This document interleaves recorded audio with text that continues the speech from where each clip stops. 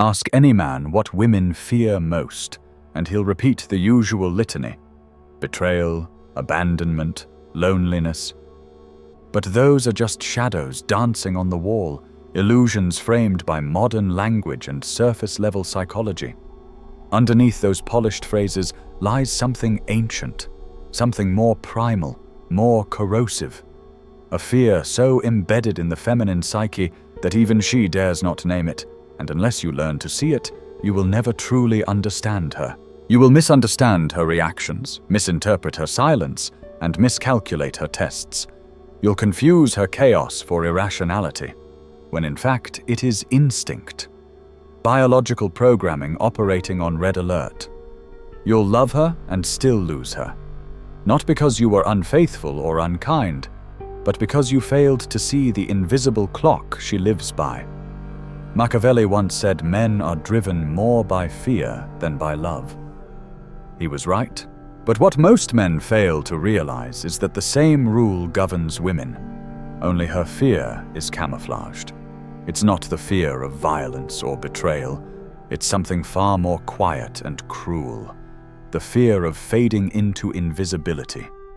The fear of no longer being seen, no longer desired, no longer chosen. That, brother, is the fear that governs her decisions, her behaviors, her contradictions. It is not pettiness. It is not vanity. It is survival. If you don't see this, you'll get angry when she panics over attention. You'll call her dramatic when she starts fights for no reason. You'll label her insecure when she posts photos online that scream for validation. But what you see as irrational is really strategic, an unconscious war against irrelevance. Her market value in the sexual and social economy is tied to one thing: visibility.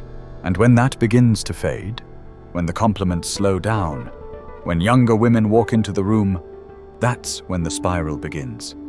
The countdown she's always felt in her bones gets louder. The fear intensifies. This isn't a condemnation, it's a dissection. If you don't understand what animates her, you'll keep responding to her behavior with logic, when what she's offering you is not a problem to fix but a riddle to decode. You'll love her with loyalty and think that's enough, but she isn't measuring love. She's measuring impact, not how you make her feel safe, but whether you still make her feel significant, because relevance, not romance, is the currency of her survival. You think she left you because you stopped trying. Maybe. But more often, she left because you stopped being seen as powerful, as magnetic, as a man who could reflect her value back to the world. The man who once made her feel like a queen began to feel like a ghost.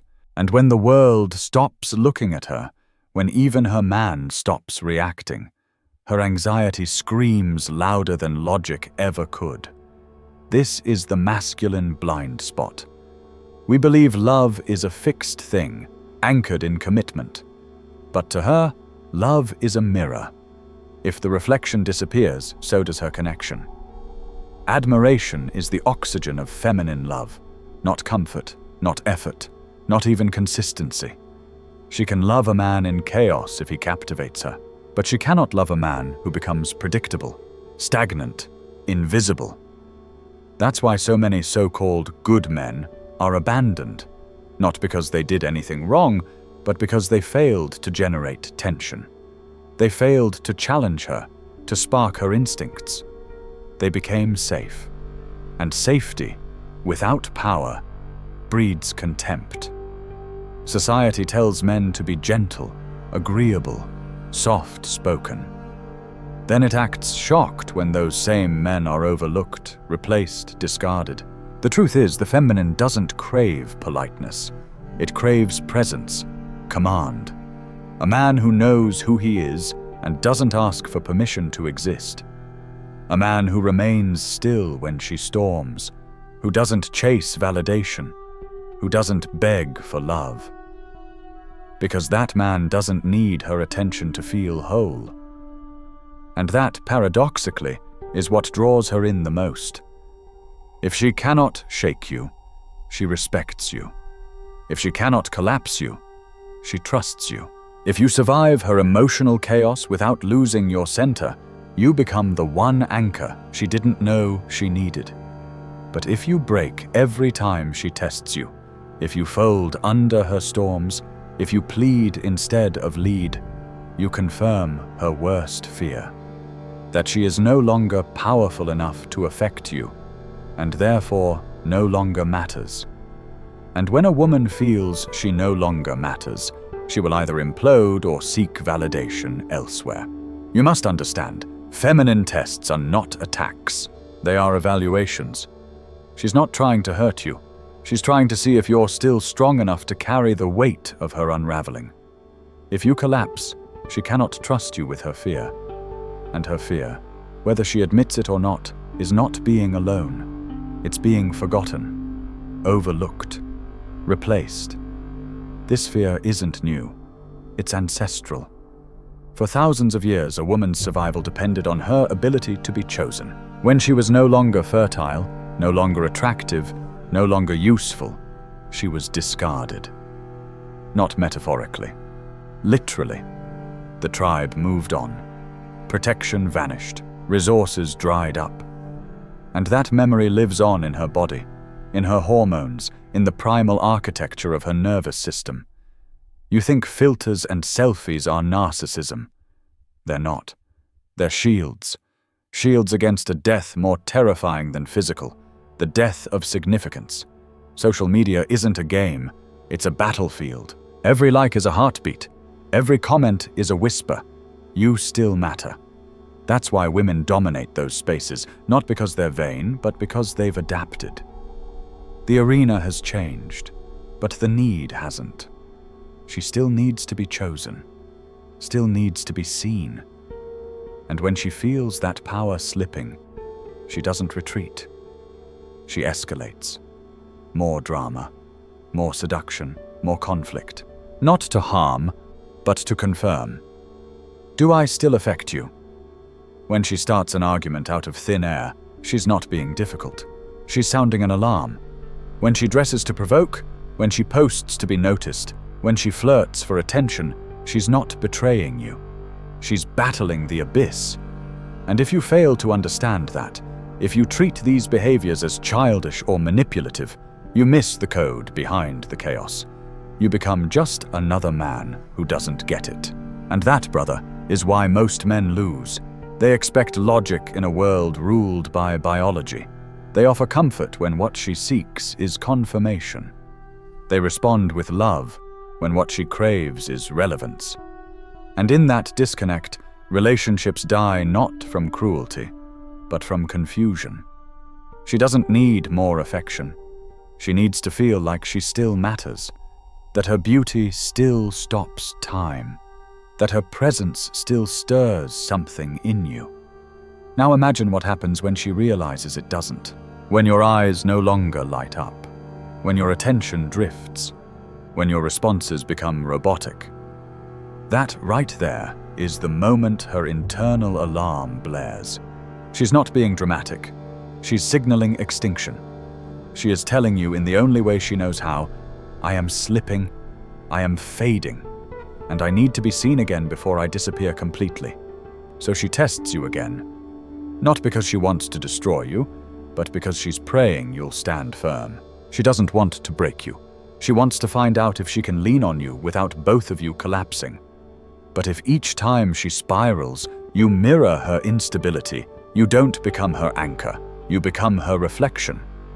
And when a woman sees herself in a man's emotional weakness, she loses attraction faster than you can blink, because that reflection confirms her fear, that she's already alone. When you don't understand this, every episode of emotional volatility becomes a personal attack. But it isn't. It's a signal flare. And if you don't know how to decode that signal, you drown in misinterpretation. She's not crazy. She's not irrational. She's terrified. Terrified that time is running out, that her relevance is fading, that she's screaming into a void that no longer echoes back. Every silence from you confirms the abyss is real. Every logical rebuttal, every dismissal, every "you're overreacting" cuts deeper than betrayal. Because to her, emotional neglect is proof of erasure, and the feminine psyche does not respond to erasure with apathy. It responds with strategy. She may cry, she may seduce, she may vanish for days, but all of it is a tactic to answer one question: am I still seen? That's why arguments arise from nowhere. That's why old wounds are reopened without warning. That's why affection turns to frost in seconds. Her emotions may seem erratic, but underneath them is a machine, one designed to secure attention at all costs. And when she feels that attention slipping, her behavior becomes more extreme. Not because she wants to manipulate, but because she's battling extinction. The extinction of relevance in your eyes, in society's eyes, in her own. That's why validation becomes addictive. Not because she's vain, but because every compliment is a lifeline. Every glance is proof she still matters. Every reaction, even negative, tells her, I still have influence. I still exist. You want to understand why women flood social media with filters, seductive poses, declarations of independence. It's not narcissism, it's strategy. An unconscious campaign to fight the erosion of visibility. Because she knows, even if she never says it, that attention is power. And when that power declines, her security vanishes with it. The modern world told her she could delay motherhood, delay commitment, delay everything, and still be chosen. But her biology whispers otherwise. And that contradiction is tearing her apart. So she turns to whatever gives her back the illusion of control. Crystals, horoscopes, self-love mantras, all of them emotional bandages over a biological wound. These are not delusions, they are rituals. Rituals that soothe the chaos inside when nothing else does. And the man who mocks these things, who ridicules what gives her momentary stability, reveals he does not understand the war she's fighting. And a man who cannot comprehend her fear cannot contain it. You see, when the feminine psyche senses it's being ignored, it does not plead. It performs. And that performance might look like seduction. It might look like detachment. Or it might look like rage. But it's all a mask for the same pain. The pain of losing power in a world that only listens when she's radiant. The pain of watching younger women steal the spotlight she once owned. The pain of realizing that even her best efforts to be seen no longer yield results. And that's when the most dangerous transformation begins. When she no longer feels noticed, she seeks power through control. If she can't dominate the timeline, she'll dominate the conversation. If she can't compete on beauty, she'll compete on drama. Because even conflict is preferable to being forgotten. You think she wants chaos? She doesn't. She just fears silence. She fears what it implies. She no longer moves you. And if she can't move you, she's irrelevant. And if she's irrelevant, she's dead inside. So she escalates. The arguments grow sharper. The emotional swings get wilder. The seduction becomes more calculated, because all of it is one last attempt to see if you'll respond, if you'll still orbit her. And the moment she senses that you don't, that her efforts have become white noise to you, she implodes. That's when you hear it. I don't feel seen anymore. And brother, when those words are spoken, understand this. It's not the start of a conversation. It's the end of her hope. But even before those words come, the signs were there. The constant comparison to younger women, the anxiety before birthdays, the tension when taking photos, the resentment toward those who still shine. None of it is vanity. All of it is grief. Grief over a version of herself that's slipping away. Grief over promises she was sold that never delivered. Promises that told her she could live like a man, that time was her ally, that power was forever. But power for her was never about achievement. It was about being chosen. And when that power fades, a silent panic sets in. That's when she begins to cling harder to men or push them away altogether. That's when she oscillates between wanting intimacy and fearing it. Because every relationship becomes a mirror, and every mirror reflects her decline. That's why she might sabotage something good, not because she wants to, but because she can't bear the thought of being discarded later. Better to destroy it on her terms than be rejected when she's no longer enough. Now you understand why women over 30 shift socially, why their friendships change, why their values appear to morph overnight. It's not hypocrisy, it's adaptation. They begin to surround themselves with other women who mirror their stage. Women with partners, with children, with stability. Not because they envy them, but because they fear what being left behind represents. A woman without a ring, without a child, without a man, after a certain age, isn't just single. She's invisible. That's the true fear. Not loneliness, but irrelevance. Not being alone, but being seen as no longer worth choosing. And when that fear takes root, it drives every word, every outfit, every pose, every text. It drives ambition. It drives seduction. It drives rebellion. And if the man in her life doesn't understand this, if he keeps responding with logic when she's operating from survival, the relationship rots from misunderstanding, because he thinks he's offering stability. But what she's actually begging for is recognition. And here's where the Machiavellian truth emerges. She does not need your love to feel alive. She needs your reaction. Love without presence is irrelevant, and presence without strength is repulsive. If you react too much, you appear desperate. If you react too little, she feels unseen. The balance is razor thin. She wants you close, but not dependent. Strong, but not indifferent. Devoted, but not owned. Fail to strike that balance, and you either become a doormat or a ghost. The feminine addiction is not to affection, it's to importance. The moment she stops feeling important, she begins to unravel. And no title, no gesture, no ring can compensate. If she senses that the world, or worse, her man, no longer sees her as radiant, she will burn down everything just to create enough smoke to get noticed again. That is the tragic irony. The more she fears being unseen, the more she acts in ways that ensure she will be misunderstood. She may scream that she doesn't need anyone, yet melt the second someone meaningful notices her. She may shout about self-love, yet obsessively track who's watching her stories. She may walk away from you, not because she stopped loving you, but because she believed you stopped noticing her. And if you, as a man, don't learn to see through the noise, if you keep responding to the drama and not the signal beneath, you become a casualty of the feminine storm. But if you observe instead of react, if you deacon instead of deny, you become rare. You become a man who cannot be baited, cannot be disarmed, cannot be broken by emotion. And in doing so, you become the one she both fears and desires most, not because you control her, but because you refuse to be controlled.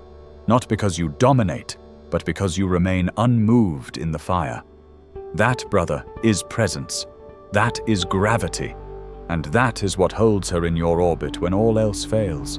And when the fire fades, when the emotional winds calm, when she sees that you have not moved an inch, something inside her recalibrates. Because the storm she unleashes is not designed to destroy you. It's designed to find out if you are real, if you are immovable, if you are worthy. Not of her love, but of her submission. And not submission in the way modern minds misunderstand it, but the primal kind. The kind that only surfaces when a woman feels safe enough to surrender her chaos to a man who will not shatter under its weight. Yet most men do. They collapse at the first sign of volatility. They respond to emotional pressure with logic, with desperation, with need. And in doing so, they betray their own strength. They expose their craving for approval, for peace, for validation. But that craving is precisely what makes them disposable, because a man who needs her attention to feel powerful is a man who will be ruled by her moods. And no woman wants to be ruled by her own chaos, reflected back at her in the weakness of the man standing in front of her. So she retreats, or she provokes, or she replaces, not always because she wants to, but because she must.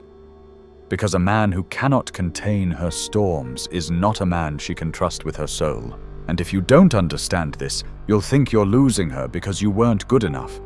But the truth is you were too soft, too available, too reactive. You became familiar, predictable. And the feminine does not thrive in predictability. It thrives in polarity, in contrast, in uncertainty that sparks desire. You think consistency makes her feel secure. It doesn't. What makes her feel secure is your unshakable identity, not your routine, not your compliance, but your power to stay present without becoming passive. Your ability to lead without domination, to listen without becoming lost, to care without collapsing. And that paradox is what separates the man who is pursued from the man who is tolerated. Every time she compares herself to younger women, she's not just looking at them, she's looking at time. She's watching the shadow that grows taller behind her, whispering that her season is passing, that soon she won't be the center of anyone's desire, that she'll walk into rooms and feel the shift, the cold neutrality of male eyes that once worshipped her, now glancing past her like furniture. That is the abyss. That is the fear, not of aging, but of aging unseen. And when she feels that, truly feels it, not just in her mind but in her bones, she panics. And panic doesn't always look like despair. Sometimes it looks like ambition. Sometimes it looks like reinvention. Sometimes it looks like hypersexuality, or extreme independence, or militant ideology. But beneath all of it is a cry, "See me. Prove that I still hold value. Show me I'm still capable of seducing the world." This is why some women seem to change overnight. The age window tightens. The biological whispers become sirens. She starts optimizing, redefining, recalculating. Because she knows, though she'll never say it, that her leverage is slipping. That the window they said she had until 40 is actually closing at 35. That beauty and power are not infinite, and that what was once effortless is now maintenance, strategy, calculation. And that's why so many of them reach for spirituality, for rituals, for signs. Not because they're deluded, but because they're desperate to find a sense of order in a world that is no longer handing them the responses they used to receive so effortlessly. They light candles, study astrology, chant affirmations, not to connect with God, but to reconnect with control. Because control is the antidote to irrelevance, or so they believe. But there's a darker edge to this descent. When all efforts fail, when attention does not return, when relevance is not restored, resentment takes root. Not always openly. Sometimes it appears as mockery of youth, sometimes as moral superiority, sometimes as hostility toward men. But what you're really witnessing is a woman at war with time.